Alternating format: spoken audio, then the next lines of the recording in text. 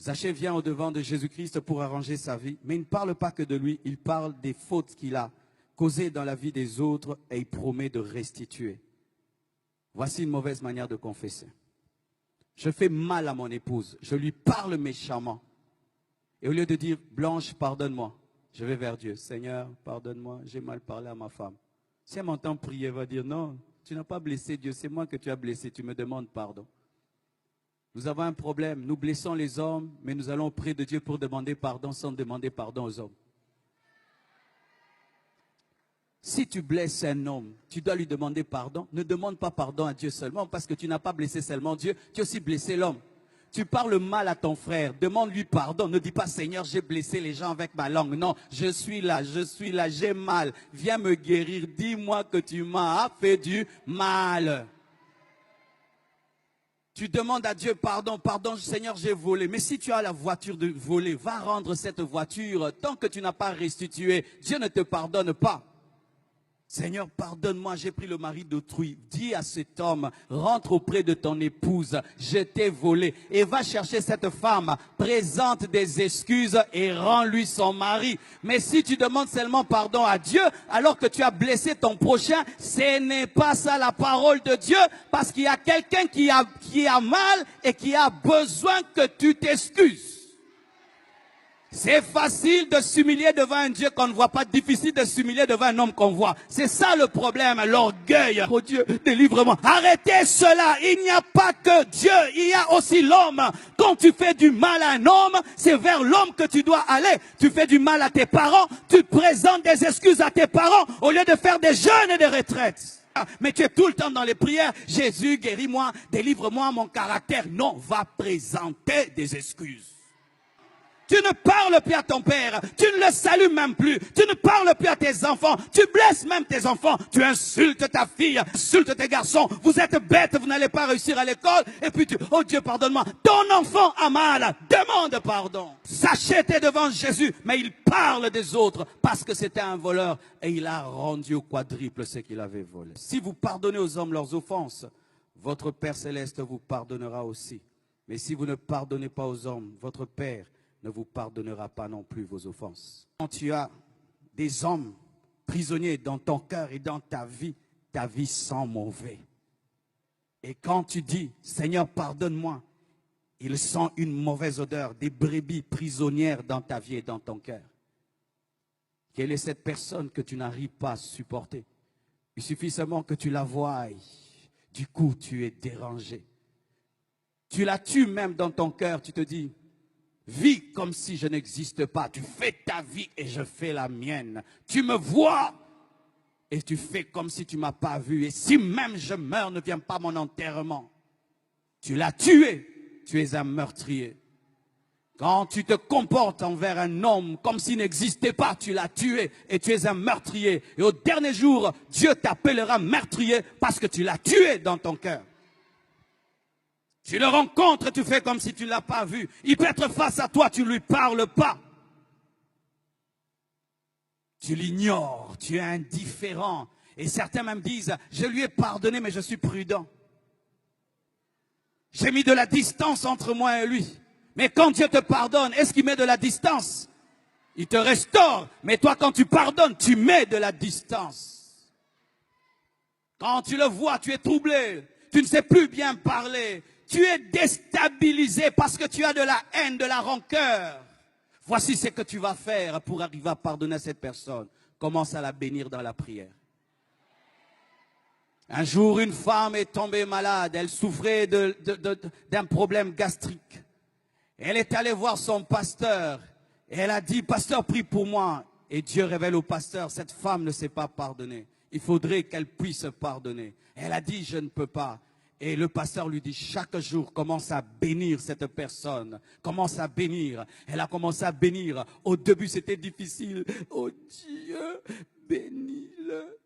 Ah non, il m'a fait trop de mal. Ah. Mais après, Seigneur, bénis-le. Seigneur, bénis, bénis. Et un jour, elle vomit une boule comme ça, avec des tentacules. Le pardon l'a guérie et l'a libérée. Lorsque tu as de la haine, ce n'est pas d'abord la personne qui est haïe qui souffre, c'est toi qui souffres parce que tu ne te sens pas à l'aise. C'est toi qui souffres en premier parce que quand tu pries, Dieu ne t'exauce pas et toi, tu n'es pas à l'aise. Quand tu vois cette personne, tu es dérangé. Elle n'est pas dérangée, mais c'est toi qui es dérangé. Libérez les captifs. Libérez les captifs. Ouvrez vos prisons. Ouvrez les prisons de vos cœurs. Téléphone cette personne. Dis à cette personne, je t'aime, je te pardonne. Et je t'assure que tu vas l'amener au Seigneur par ton pardon. Beaucoup qui êtes chrétiens en ce lieu, vous n'arrivez pas à amener vos familles vers Christ. Pourquoi? Vous vivez dans la haine et dans la rancune. Tu as de la haine pour un païen. Tu as de la haine pour un païen. Tu es chrétien, mais tu as de la haine pour un païen. Comment il viendra à l'église? Toi qui es chrétien, tu ne sais pas pardonner. Saluez ceux qui ne vous saluent pas. Dites bonjour à ceux qui ne vous saluent pas. Écris-lui un SMS, je te pardonne. Même si c'est ton copain qui t'a déçu et qui a pris quelqu'un d'autre. Même si c'est la personne qui a tué ton père, tu dois pardonner. Même si c'est la personne qui est allée, qui a détruit ta réputation, tu n'es plus respecté, tu dois pardonner. Pourquoi? Parce que Dieu t'a tout pardonné. Jésus est mort pour tous tes péchés. Il est mort pour tous tes péchés. Et s'il a tout pardonné, tu dois aussi tout pardonner. Soyez parfaits comme votre Père Céleste est parfait. Lorsque Dieu répand sa pluie, il la répand sur les sorciers et sur les chrétiens. Lorsqu'il envoie le soleil sèche le vêtement du sorcier et du chrétien. Si Dieu peut aimer le mauvais et le bon, toi aussi. Pourquoi tu réclames aux gens d'être parfaits pour les aimer? Es-tu parfait? Que celui qui est parfait en ces lieux, qu'il lève sa main. Lève ta main si tu es parfait. Tu n'es pas parfait, hein? Alors pourquoi tu n'es que dans la condamnation? Il a fait ça, il a fait ça, il a fait ça. C'est pourquoi toi aussi tu as fait ça, tu as fait ça et tu as fait ça. Et d'ailleurs, si on ne met pas ce que tu as fait, mettons les pensées. Tu as pensé ça. Car certains ne font pas le mal, mais ils pensent le mal. Et pour Dieu, la pensée est égale à l'action. Écoutez mes frères et sœurs. Quand je vous vois et je vous parle ainsi, c'est parce qu'une fois dans ma vie, j'ai vu ce qui se passe après la mort.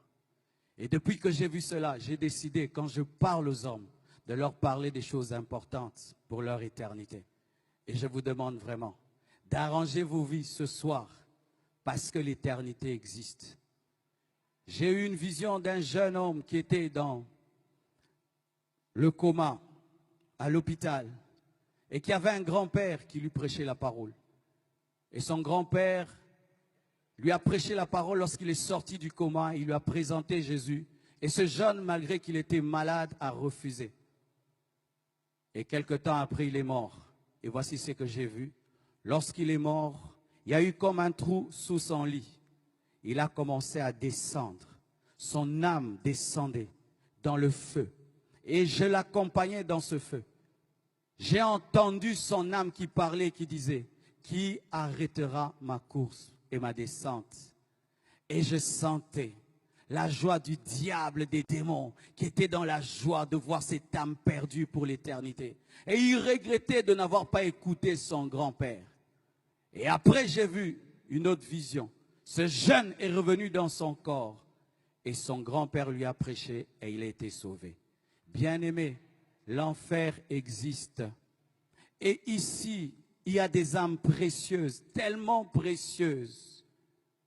Et si tu pouvais aujourd'hui faire comme ce jeune homme, pas écouter ton grand-père, mais écouter Jésus, prendre une décision aujourd'hui de faire une vraie repentance, une vraie confession à la lumière de la parole qui t'a été présentée. Que Dieu vous bénisse abondamment.